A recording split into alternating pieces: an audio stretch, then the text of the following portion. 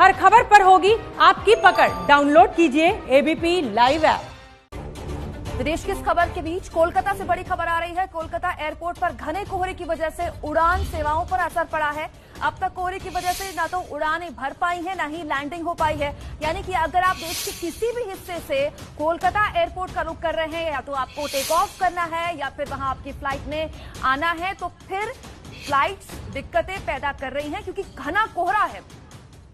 देखिए, आपको बता रहे हैं जैसे जैसे ठंड बढ़ रही है पूरे उत्तर भारत में कोहरा घना होता जा रहा है।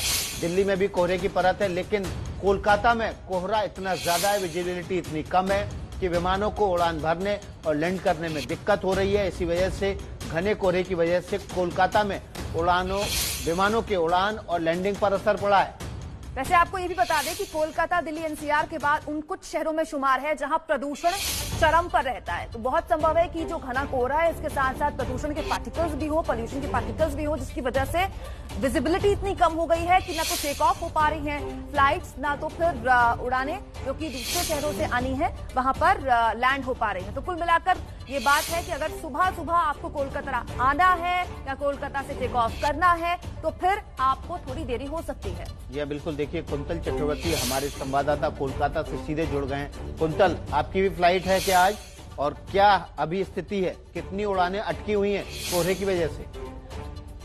देखिए, पिछले 1.5-2 घंटे से, उससे भी पहले से उड़ानें फिलहाल टेक ऑफ या लैंड नहीं कर रही है क्योंकि विजिबिलिटी जो है 50 मीटर की विजिबिलिटी हो गया है और इस वजह से जो फ्लाइट है वो टेक ऑफ या लैंड नहीं कर पा रही है। तो मुझे लग रहा है कि धीरे धीरे ठीक हो सकता है जो वेदर है, क्योंकि मैं अभी जहाँ खड़ा हूँ लेफ्ट पार्टियों की यहाँ रैली शुरू हो गई है किसानों के समर्थन में।